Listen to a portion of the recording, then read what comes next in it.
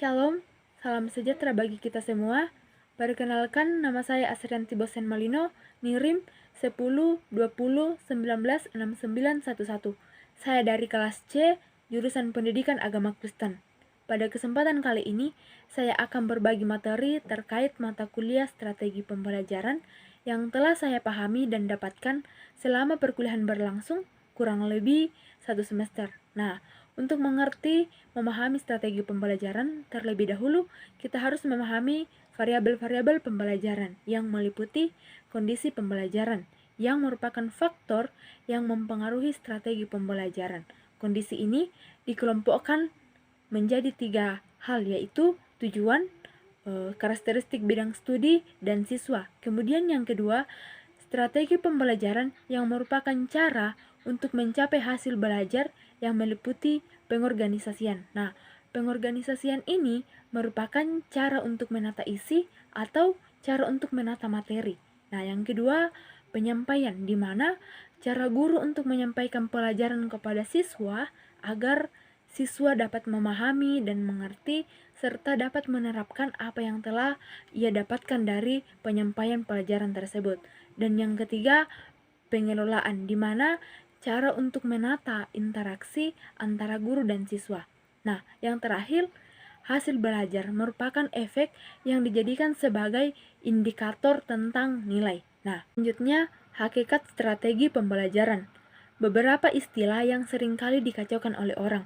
Dengan kata lain, perbedaan beberapa istilah. Yang pertama itu pendekatan pembelajaran, yang merupakan sudut pandang atau titik tolak. Nah, sudut pandang pembelajaran ini mencakup tentang pendekatan yang berorientasi atau berpusat kepada siswa dan pendekatan yang berorientasi pada guru serta pendekatan yang berorientasi kepada guru dan siswa. Nah, melalui hal ini dapat biasa dilakukan oleh guru terkait tentang cara mendekati siswa. Ketika siswa malas-malas dalam belajar, disinilah fungsi guru, disinilah guru melakukan pendekatan kepada siswa. Tetapi guru harus melihat sudut pandang siswa tersebut agar dapat melakukan pendekatan kepada siswa. Nah, yang kedua, strategi pembelajaran, di mana kegiatan yang dikerjakan oleh guru dan siswa agar tujuan pembelajaran dapat dicapai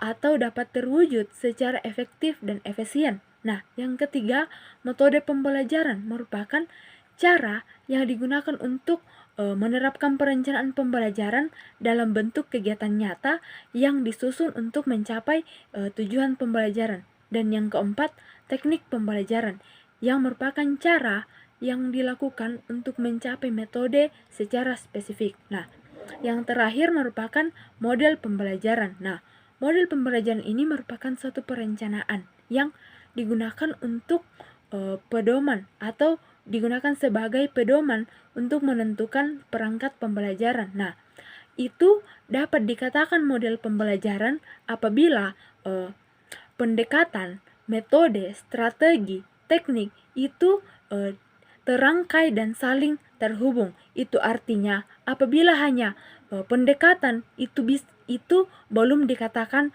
model pembelajaran. Jadi harus jelas semua, harus terkait, harus terhubung antara pendekatan, strategi, teknik, dan metode. Selanjutnya, keterampilan dasar mengajar. Pertama, keterampilan membuka dan menutup pembelajaran. Nah, mengenai keterampilan membuka pembelajaran, itu terdiri dari 4 hal. Yang pertama, orientasi, di mana membangun hubungan, membangun situasi dalam kelas, memeriksa kedisiplinan melalui absensi peserta didik. Nah, yang kedua itu apresiasi, di mana kegiatan dengan mengaitkan materi atau tema pembelajaran atau kegiatan pembelajaran dengan pengalaman peserta didik. Misalnya mengingatkan kembali tentang pembelajaran yang telah dipelajari sebelumnya atau mengajukan pertanyaan sekaitan dengan pembelajaran yang akan dipelajari itu.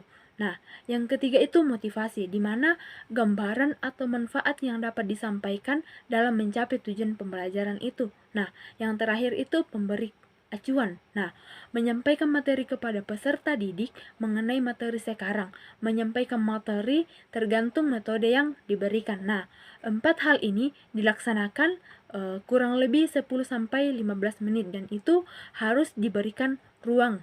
Nah, mengenai keterampilan menutup pembelajaran itu dilaksanakan sekitar 5-10 menit dengan hal-hal memberikan rangkuman atau inti pokok pembelajaran. Nah, yang kedua, guru kembali menegaskan untuk fokus pada pembelajaran. Nah, yang ketiga, memberikan umpan balik kepada peserta didik sesuai dengan nilai-nilai yang dibelajarkan. Nah, keterampilan yang kedua itu keterampilan menjelaskan. Kita ketahui bahwa proses belajar bukanlah hal yang gampang. Harus diperhatikan penyampaian informasi yang terencana melalui penyajian yang jelas dan urutan yang cocok. Nah, karena itu keterampilan menjelaskan itu terdapat komponen-komponen yang harus diperhatikan bahwa pesan yang disampaikan harus terencana, tersusun, atau fokus dengan pokok-pokok bahasa yang sederhana, bahasa yang mudah dipahami, memberi penjelasan yang paling penting dengan melihat poin-poin penting serta mengadakan umpan balik melalui pertanyaan. Nah, adapun prinsip-prinsip keterampilan menjelaskan yaitu penjelasan dapat diberikan di awal, di tengah, atau di akhir pelajaran. Nah, yang kedua harus relevan dengan tujuan yang sudah ditetapkan. Nah, yang ketiga, guru dapat memberikan penjelasan bila ada pertanyaan atau dirancang guru memang sebelumnya. Nah, yang keempat itu penjelasan materi harus bermakna bagi siswa dan penjelasan harus sesuai dengan latar belakang dan kemampuan. Nah, tujuan akhir dari keterampilan menjelaskan itu mengajarkan pengetahuan dan melatih peserta didik dalam proses teknik berpikir. Nah, kemudian yang ketiga, keterampilan bertanya. Nah, keterampilan bertanya adalah kemampuan yang dimiliki seorang guru dalam melakukan tanya jawab supaya berjalan lancar. Nah, keterampilan bertanya harus dilakukan dengan berbagai variasi supaya saat melakukan pembelajaran siswa tidak merasa bosan. Nah, mengenai keterampilan bertanya dapat membangkitkan minat dan rasa ingin tahu siswa, dapat mengembangkan cara berpikir siswa bagaimana agar dapat melontarkan pertanyaan, dan juga dapat mendorong siswa mengembangkan pendapat dalam diskusi, dapat mendorong siswa mengemukakan pendapat-pendapatnya secara pribadi, bahkan memberikan kesempatan kepada siswa untuk berpikir secara logis. Nah, yang keempat, keterampilan mengelola kelas, di mana guru untuk mempertahankan disiplin atau ketertiban kelas. Nah, serta guru berinteraksi dengan siswa serta menolong siswa untuk berinteraksi dengan siswa lain. Nah, menangani perilaku siswa, membuat dan menjalankan aturan serta mengatur waktu dalam proses pembelajaran. Nah, karena itu gurulah yang merencanakan kegiatan-kegiatan pembelajaran yang dilakukan di dalam kelas. Disitulah fungsinya perencanaan pembelajaran. Orang yang akan menerapkan kegiatan yang direncanakan itu adalah guru dan siswa. Nah, karena itu ketika orang menjadi pengawas bagi guru, maka yang dipegang pengawas itu adalah perencanaan guru, termasuk di dalamnya RPP, silabus, dan metode bahkan program pembelajaran. Karena jangan sampai apa yang ada ditulis di RPP itu beda yang dilaksanakan di dalam kelas. Nah, ada beberapa prinsip yang harus diperhatikan guru dalam mengelola kelas. Yang pertama itu segala sesuatu yang dipelajari siswa, maka siswa harus mempelajarinya secara mandiri. Itu berarti bahwa kita tahu bahwa sekarang kebanyakan kita belajar dari rumah secara virtual. Jadi sebenarnya kita memiliki waktu yang lebih banyak, kita memiliki kesempatan yang lebih banyak untuk belajar secara mandiri. Kita bisa mencarinya sendiri, baik itu lewat sosial media, internet, bahkan majalah-majalah yang ada dalam internet. Itulah kesempatan kita untuk belajar mandiri pada sekarang ini. Nah, yang kedua, setiap siswa yang belajar itu memiliki kecepatan masing-masing. Jadi kita sebagai calon-calon guru agama, kita tidak boleh mengukur siswa yang satu dengan siswa yang lain, karena siswa itu memiliki kecepatan masing-masing. Nah, karena dalam hal inilah itu biasa dibutuhkan namanya kelompok-kelompok kecil. Kita di sini dibutuhkan pembimbing secara khusus. Kita harus kita tidak boleh menyamakan bahwa kenapa siswa ini bisa dan siswa itu tidak bisa. Tidak. Jadi disinilah peran guru. Disinilah peran guru untuk membimbing siswa secara khusus. Itulah biasa diperlukan kelompok-kelompok kecil dalam menentukan bahkan dalam membimbing secara khusus. Nah, yang ketiga itu diharapkan setiap siswa lebih banyak belajar setelah melaksanakan tahapan-tahapan tatap muka, karena